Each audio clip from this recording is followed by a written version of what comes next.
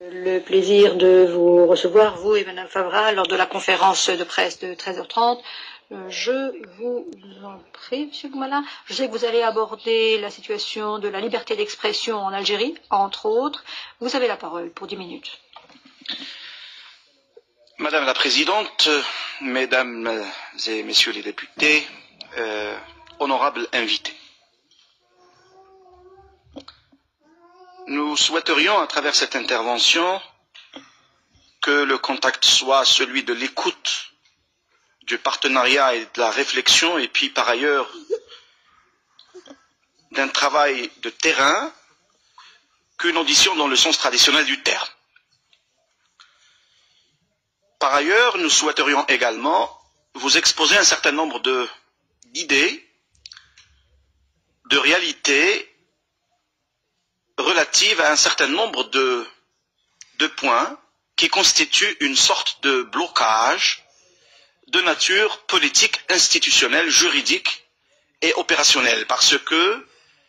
ce sont des blocages qui mettent la société en général et les défenseurs des droits de l'homme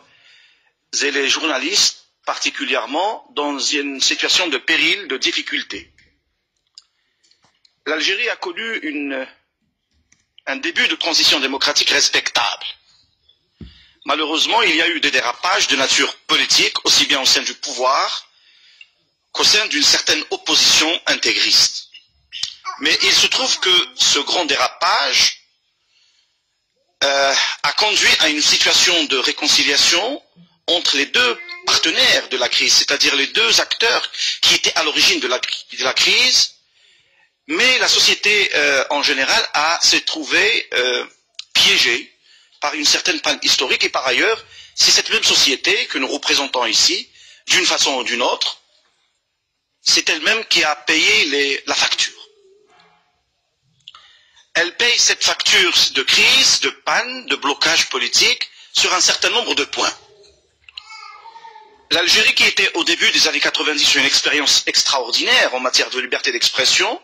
de liberté de la presse, de promotion d'une nouvelle génération de journalistes, se trouve maintenant depuis une dizaine d'années dans une situation de régression assez dangereuse contre toutes les possibilités de liberté d'expression, de constitution de création de journaux et d'interventionnisme direct, aussi bien des pouvoirs du gouvernement, de l'administration, que des services de sécurité dans l'exercice direct de la profession journalistique, c'est-à-dire celle de l'information.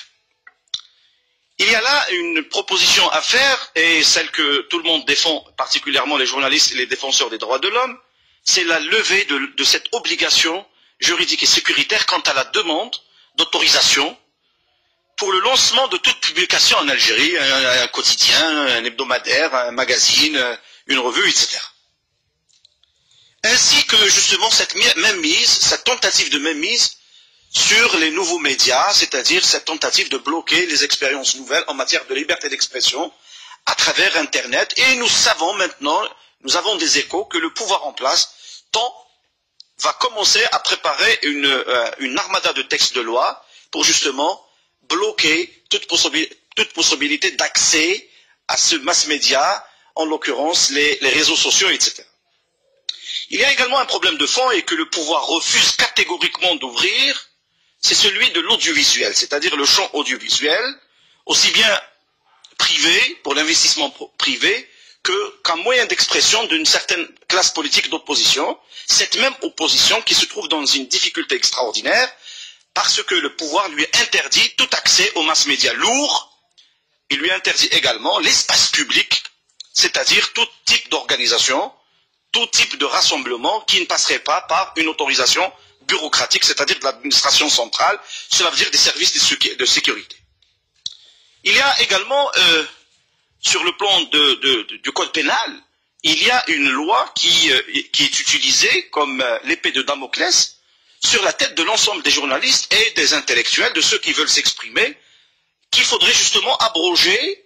et cette loi elle est relative donc au délit de l'opinion et à l'emprisonnement des journalistes. En voilà un pays qui a connu une expérience extraordinaire, qui tend maintenant vers, et qui connaît chaque semaine, chaque mois, des procès contre des journalistes, contre des journaux, des directeurs de publication, etc. Et c'est malheureusement une régression qui n'est pas du tout féconde sur le plan de la liberté de l'expression et sur le plan de l'engagement des journalistes et des défenseurs des droits de l'homme en général. Il y a également un problème de fond qui se pose et qui est de nature institutionnelle, c'est le refus catégorique de donner, d'offrir aux intervenants la possibilité d'accès à l'information et de son exploitation et de sa diffusion. Ces mêmes problèmes de liberté d'expression en Algérie conduisent à un problème de fond également, qui est relatif donc à la corruption, à la torture et aux droits de l'homme en général. Il y a une régression extraordinaire, terrible, qui touche fondamentalement aux droits de l'homme, aux droits fondamentaux de l'homme, individuel ou au collectif, les droits d'organisation, le droit de rassemblement, le droit tout simplement de dire non aux agissements et aux pratiques du pouvoir en place. Et pour cela, il y a une sorte de rapprochement entre les différents partenaires du pouvoir en place qui ferment tous les accès, toutes les possibilités d'expression, aussi bien pour les organisations des droits de l'homme qu'à la société, qu'aux partis politiques, etc. Et nous souhaiterions dans ce sens-là qu'il y ait un conditionnement et une conditionnalité de toutes sortes de partenariats avec l'Union européenne qui concernerait justement ce droit de la société à s'exprimer librement et à s'organiser, à lancer des associations, etc. Et un observatoire indépendant euro-militaire, euro-arabe serait peut-être un moyen de contrôle, de suivi des situations de torture, des situations de droits de l'homme, des situations de liberté d'expression dans nos régions. En dernier lieu, il est nécessaire pour nous aujourd'hui, nous sommes ici à l'intérieur d'une institution qui représente les peuples européens, nous sommes ici pour parler avec les peuples européens et nous ne souhaiterions pas parler directement au gouvernement européen. Parce qu'il se trouve que ces mêmes gouvernements européens renforcent les régimes totalitaires dans nos régions et particulièrement en Afrique du Nord et dans le cas de l'Algérie particulièrement, en donnant une certaine légitimité à ces régimes pour une multiplicité de raisons.